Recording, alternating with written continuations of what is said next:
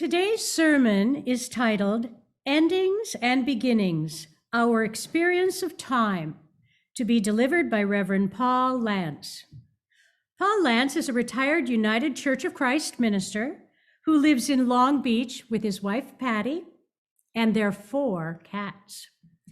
Paul earned his Master's of Divinity and his Doctor of Ministry degrees from the San Francisco Theological Seminary. He and Patty were both chaplain's assistants in the U.S. Army, stationed in Georgia and in Germany. Paul's first pastorate was at the International Protestant Church in Zurich, Switzerland. In 37 years of ministry, Paul and Patty were in Michigan, Long Beach, and in Torrance, where Randy Schwalbe was the music director. Paul?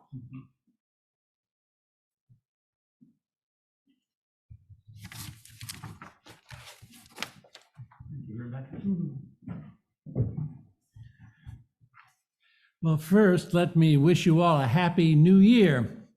And second, I do want to express my thanks to Randy Schwalbe and the Unitarian Universalist community leadership here for the invitation to speak at today's gathering here in Cambria. Inasmuch as today is the first Sunday in the new year of 2022, I suggested that we consider endings and beginnings. That is what we experience as time. Most of us have hung new calendars on our wall or on the refrigerator. It's a convenient way to plan for and to record upcoming events and activities. And most calendars are broken conveniently into 12 months of standard 7-day weeks, Sunday through Saturday, read from left to right, consecutively numbered from the 1st of each month down to the 30th or the 31st, as in January, and 6 other months, or not to mention that 4-week shorty pants month of February. It has only 28 days this year and next. That standardized format of 12 named months, while not really giving us any kind of control over the passing of time, allows us at least to point some markers along the journey from now until then. Calendars are such a standard way to measure the passing of time that most of us don't give it any thought. It may interest you to know that for a brief time during the French Revolution, for 13 years, starting on the 22nd of September in 1793, France introduced the calendar of the Revolution. By changing the denotations on the calendar, it was hoped that minds and memories would be freed from the connotations of dominant Christendom. In place of the Roman names and church seasons, holy days as holidays, this new calendar hoped to internalize agriculture as the political foundation for the new France. October, for example, became Vendémiaire, the grape harvest month. November was Brumaire, the month of fog. And then came Frimaire, the month of frost, Nivose, the snow month, Pluvos, the rain month, and Germinal, the month of germination. Now, Easter would fall in Germinal if it was to be celebrated at all, with all the accoutrements of spring lambs and chicks and eggs and blossoms on flowering plants. Germinal, indeed. Well, renaming those 12 months was one thing, but the more radical innovation in the calendar of the Revolution was subdividing each of those 12 months into 3 10-day long segments. The decade of days replaced the 7-day week, which was considered a lingering idea from the biblical Sabbath and the Christian Sunday. No more 6 days of labor and 1 of rest, not in revolutionary France. Weekends came every 10 days. Not 7, and only 3 in a month. At the end of the 12 30-day months, the calendar tacked on 5 extra days for a festive celebration, 6 extra days if it was leap year. Now, can you imagine a 10-day work week?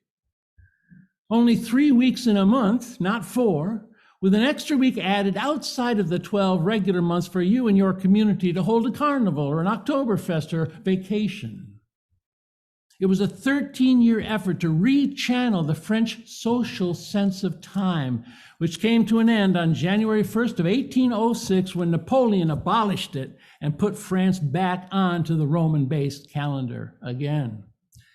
Now, I remind you of that moment in history to highlight the fact that many calendars come with built-in reminders of community foci. New Year's Day, for example, right now, and Christmas Day last week, they were highlighted in red on many calendars, as are many Sundays. We're reminded by our calendars that Memorial Day Monday is coming in May, and the 4th of July comes in July, like duh.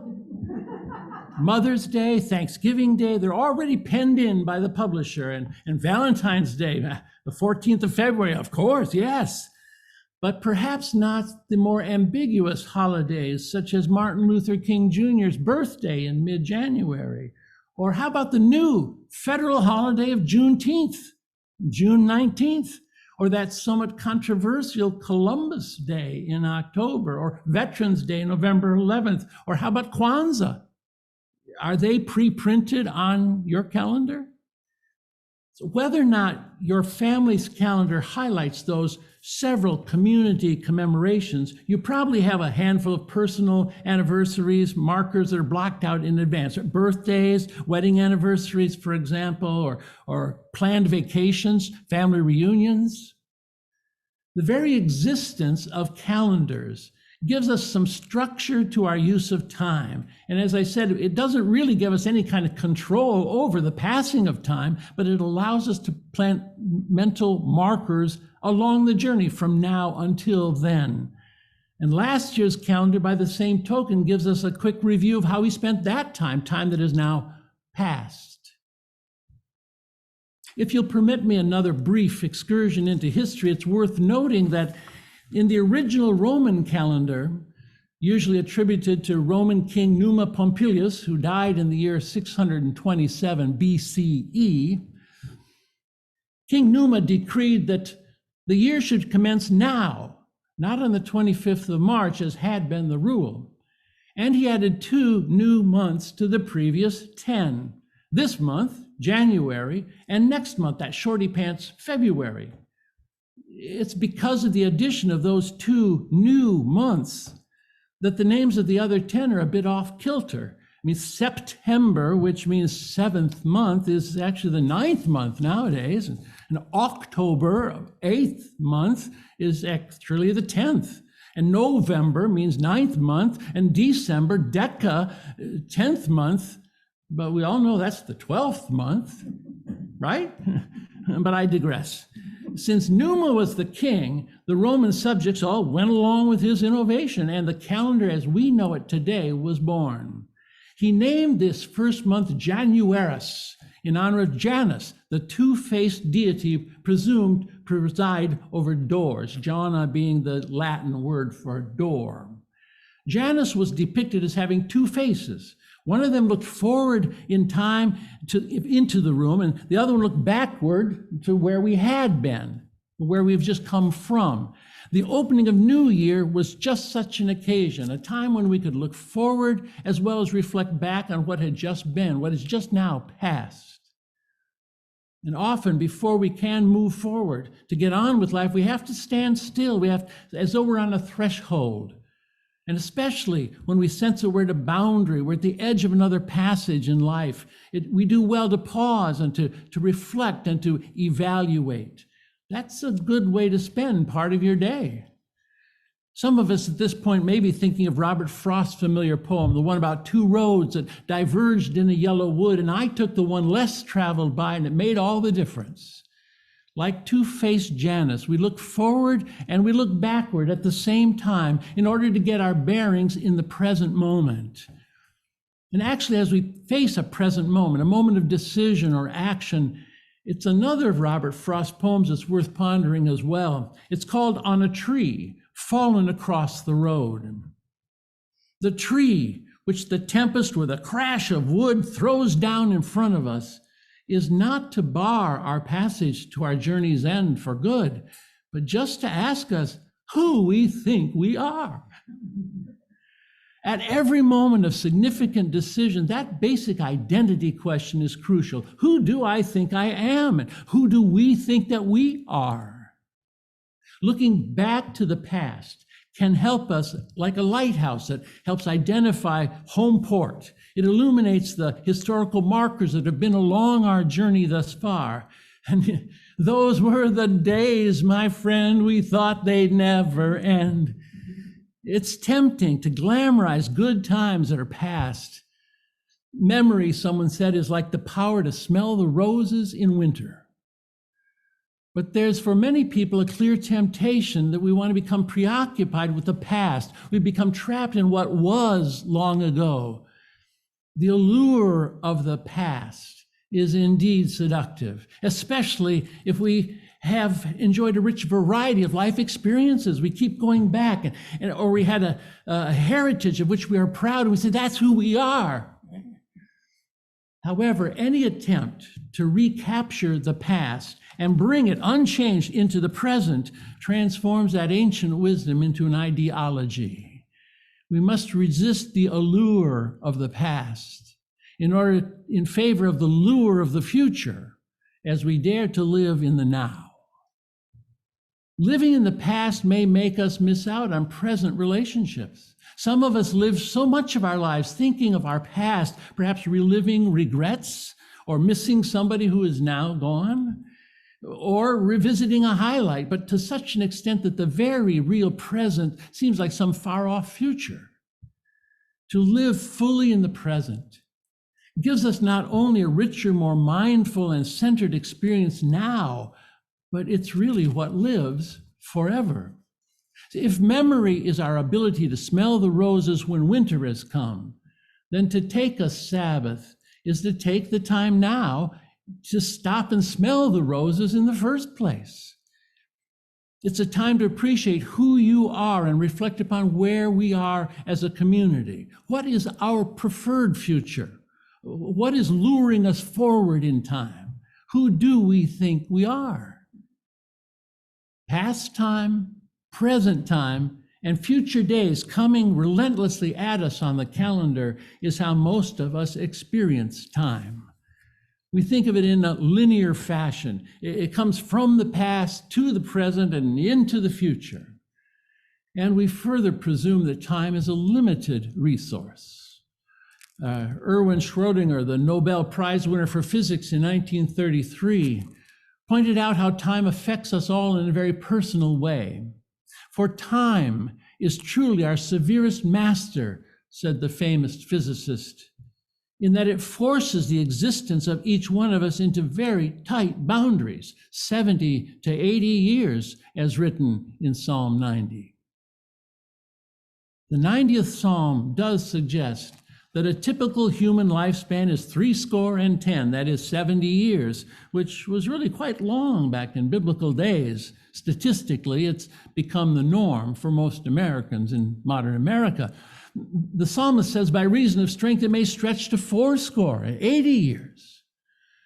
The psalmist also admits we all have trouble. In every life, there will be affliction. We are often simply overwhelmed by the very forces of life that gave us birth.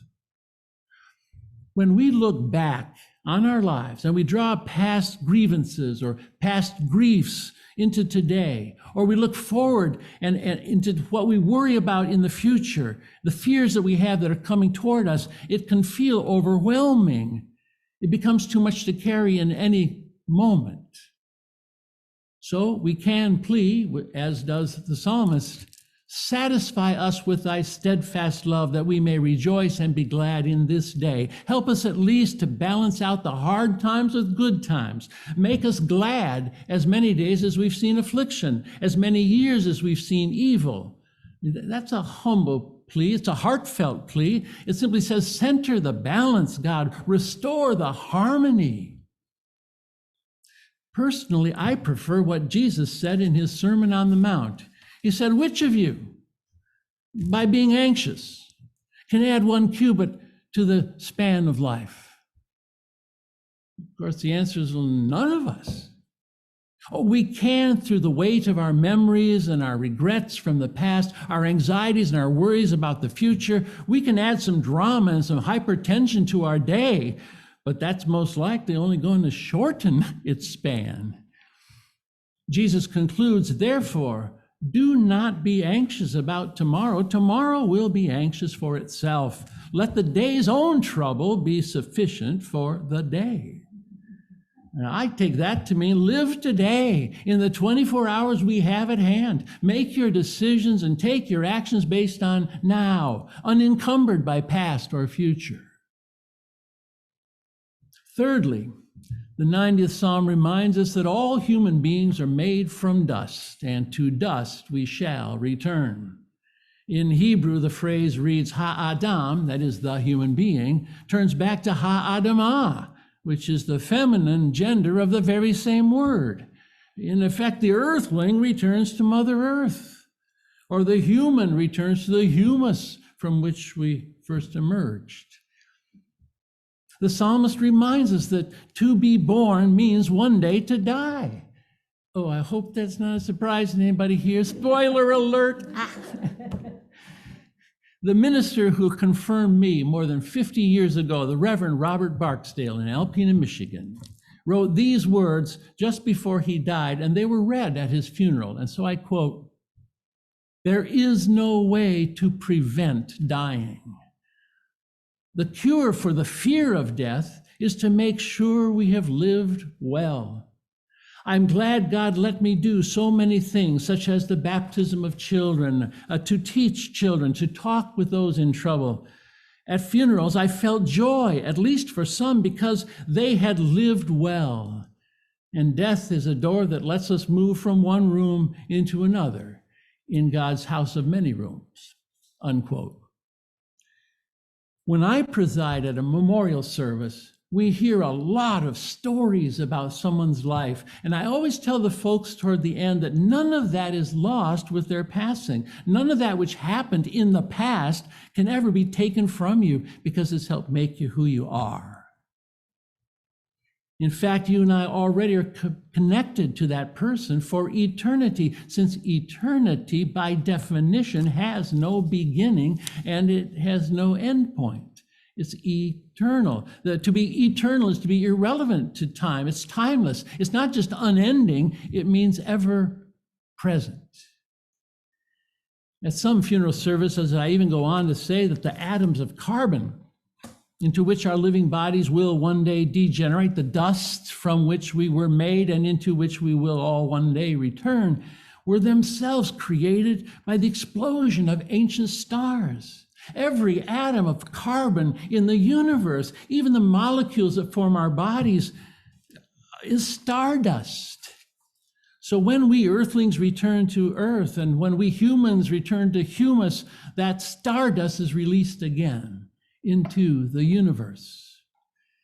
As Tagore put it so beautifully in his poem, the same stream of life that runs through my veins runs through the world and dances in rhythmic measure. It's the same life that shoots in joy through the dust of the earth, in numberless blades of grass and breaking waves of leaves and flowers, the same life that rocks the cradle of birth and death in the ocean of eternal existence. My life is made glorious by touching this world, and my pride is from knowing that the life throb of ages dances in my blood at this moment.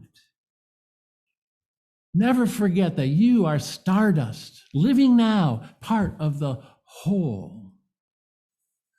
Regarding time, the psalmist then goes on to say that 1,000 ages in God's sight are like yesterday when it's gone. Life itself, even if it extends 70 or 80 years, is as short as the watch in the night. It's too soon gone, and we are over like a dream. A wise man once pointed out that an oak tree, which may stand the ravages of time for 1,000 years, and it differs not at heart from a morning glory that blooms for but an hour. Because when death comes, it always comes too soon. Colonial hymn writer Isaac Watts's version of the 90th Psalm was given elevated status as the very first song in the Pilgrim hymnal.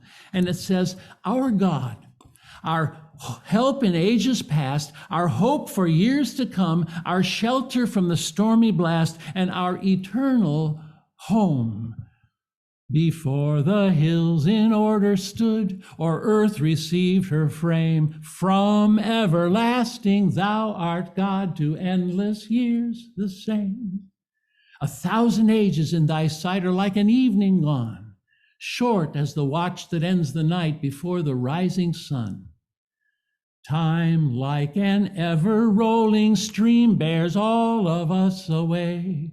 We fly forgotten as a dream dies at the opening day. Our God, our help in ages past, our hope for years to come, be thou our guard whilst troubles last, and our eternal home."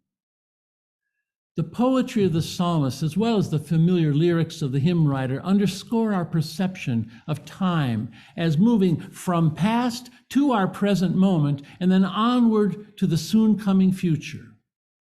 Time, we imagine, is not only like an ever-rolling stream, but it's directional like an arrow.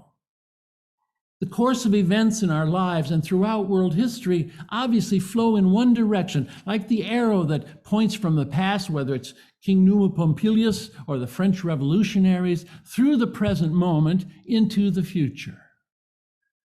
We talk about the irreversibility of occurrences. That is, new, different things can happen in the future, but we can't go back in time and change the past. Let me say that again. We human beings are capable of changing our situation, our circumstances at any given moment. Any new moment, or as the saying goes, today is the first day of the rest of your life. But we cannot undo or change what's been completed in the past. We can only change things in the present. I grew up with the New Christy Minstrel song by Randy Sparks. Today, while the blossoms still cling to the vine, I'll taste your strawberries, I'll drink your sweet wine. 1,000,000 tomorrows will all pass away, ere I forget all the joy that is mine today. I can't be contented with yesterday's glories. I can't live on promises, winter to spring. This is my moment, and now is my story. I'll laugh and I'll cry and I'll sing. Well, it's my hope in today's talk to refocus the vitality of the present as our sphere of human influence as regards time itself. It's for that reason that my title is Endings and Beginnings, and not the other way around. You see, it's so common, it's so customary, it's so persuasive to speak about beginnings leading to endings as the arc of our experience of time, that to intentionally reverse it creates a moment of cognitive dissonance. You mean endings lead to new beginnings? Yeah, of course. In every lived moment, some things are ending, but new things are beginning. Throughout world history, great extinctions have given rise to new creations and new dominant species or whole new civilizations. Endings make way for new beginnings. Time itself is measured by such movements and changes, evolving and devolving, not by stasis, because when things are steady, when they're unchanging, it's as if time stands still. The Hebrew language implicitly captures this aspect of time in the fact that it has only two grammatical tenses.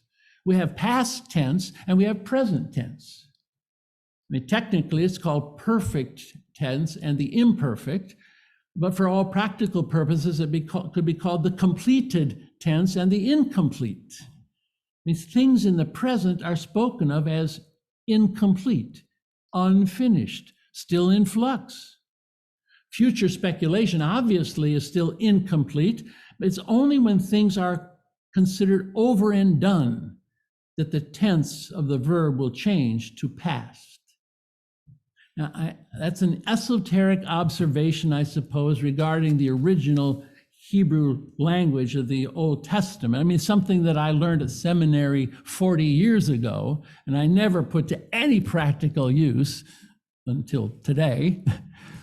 But it highlights the irreversibility of time. A truly biblical sense of time would not direct our thoughts backward toward the past, except as a source of historical information, such as my examples of revolutionary France and ancient Rome. The Bible is full of stories that tell of things of the past, things that went before that could influence how things are becoming. But the purpose of those stories are aimed at the present, at the moment, the active role that today has in creating the future.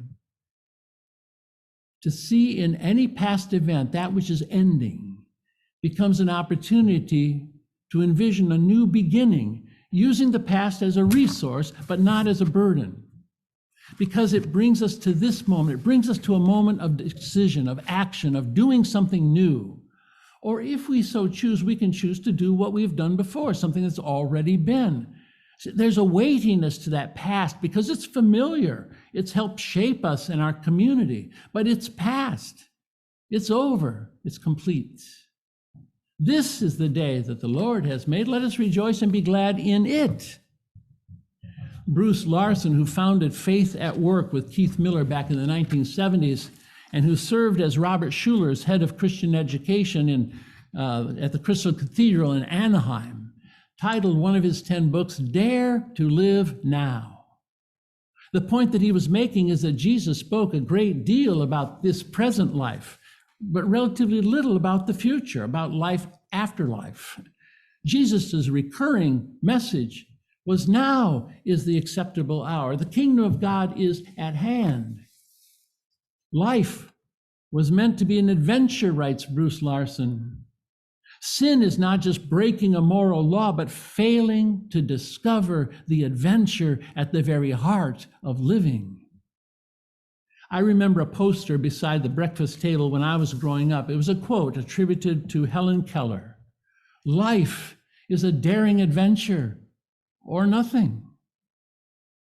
Thomas Carlyle is said to have said about someone, he was born a man and died a grocer. Sin is failing to discover the deeper adventure, the power of living in the now, where each of us is an active agent. Each of us is able to supersede what we've inherited from our past and to catalyze a better future. Psalm 90, verse 12 says, teach us to number our days so that we may get a heart of wisdom. I would adapt that for my own life to say, I want to use my time today in such a way that when I die, I'll be able to say, that's exactly how I wanted to utilize it. The Zen master once pointed out that a fish swims on, but never swims out of the water. A bird flies on and never flies out of the sky. Well, so too, people live in time, day after day, and never live outside the present moment. The only time that is eternal is the present. We're always in it. I prefer the challenge of daring to live now, with the uncertainty of what's next as part of the spice of life. No, it's more than just the spice of life. It's actually the uncertainty of the present moment is the meat and potatoes of life, living with our eyes wide open to the incomplete and essentially malleable reality of daily life as it comes to us every 24 hours on the calendar. So I hope that you too will live with full expectation, appreciation of the undetermined outcomes that the present event always has open-ended in front of us, until it's our decision to take action, which closes the moment, and then, as in Hebrew language, it then becomes completed action is now past. That past is real because it's made us who we are today. The past envelops us like a biogravitational field or like our DNA genetic code. And while it's enormously weighty in how we have been constituted, the past does not determine the present moment. Each occasion is unique. 10 years ago, I spoke here in Cambria. I remember that you were down at the VFW hall at that time. The focus of that morning's talk was Confucius's social philosophy as an expression of his personal history in relation to the changes in China's governors of his day. You may think that I'm that same person who spoke with you back then, just a little older, grayer, or actually whiter. But in the same way that we cannot step into the same river twice because the water is forever new and flowing through, we're different people today than 10 years ago. Every present event is an intersection of energies and personalities and histories coming together uniquely. Endings lead to new beginnings. That's how we experience time. And I encourage you to dare to live now, for the present is really the only present that keeps on giving. God bless you now and always. Amen.